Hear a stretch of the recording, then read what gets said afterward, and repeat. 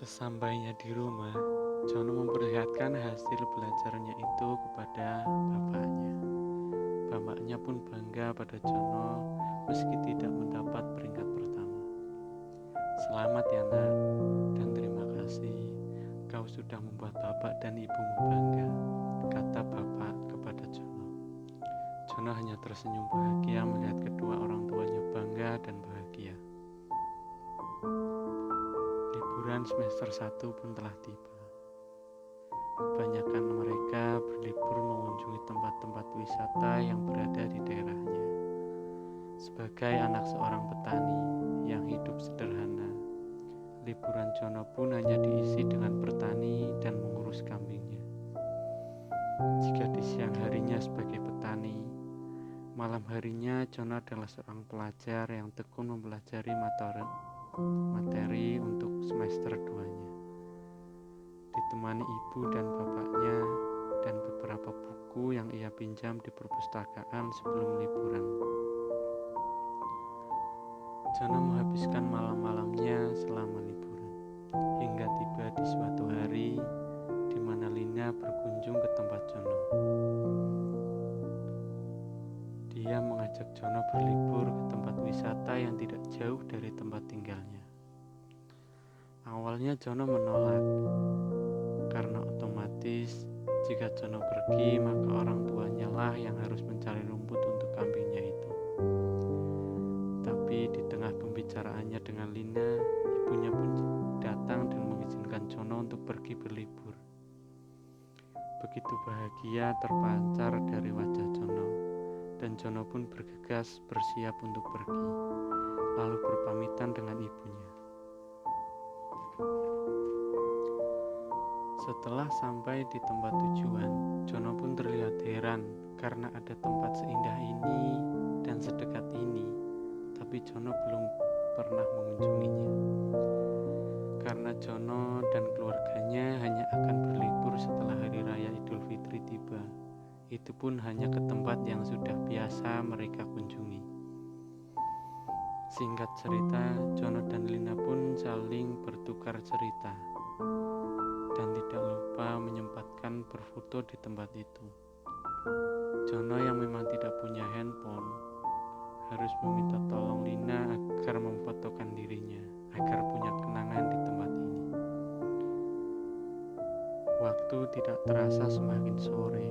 Karena berkabut dan mendung, Jono dan Lina pun memutuskan untuk pulang.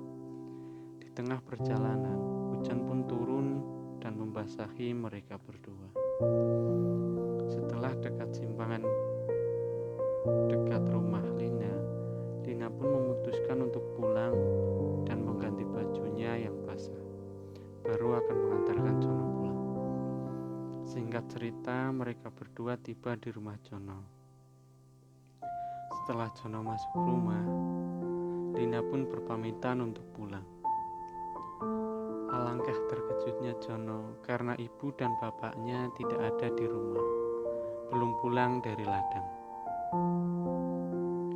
Di kondisi hari yang semakin gelap dan setelah hujan deras membuat Jono semakin khawatir pada orang tuanya. Dan akhirnya Jono pun memutuskan untuk menyusul mereka ke ladang yang biasa tempat Jono mencari rumput, dengan rasa khawatir dan takut karena hari yang memang semakin gelap.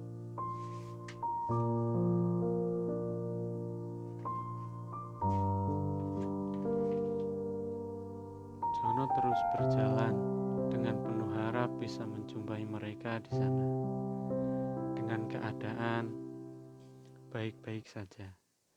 Tapi ternyata mereka tidak ada di sana. Jono yang sudah takut dan bingung dengan keadaan ini memutuskan untuk pulang. Di tengah perjalanan, Jono selalu menyalahkan dirinya. Seandainya aku tidak pergi dengan Lina, mungkin bapak dan ibunya sudah di rumah dan tidak kedinginan karena kehujanan. Di sisi lain, ayah dan ibunya ternyata sudah sampai di rumah karena melewati jalan yang berbeda dengan Jono. Mereka juga khawatir karena hanya melihat baju Jono yang sudah ada di tumpukan baju kotor tapi tidak ada Jono di rumah. Karena firasat seorang ibu, ibunya pun berkata kepada ayahnya untuk menyusul Jono ke ladangnya. Ayahnya pun bergegas mencari Jono ke ladang dan lewat jalan lain. Di tengah perasaan yang takut dan kekhawatiran atas keadaan orang tuanya, Jono pun melihat ayahnya yang sedang mencarinya. Setelah bertemu, mereka pun pulang. Dan sesampainya di rumah, Jono pun meminta maaf pada bapak dan ibunya.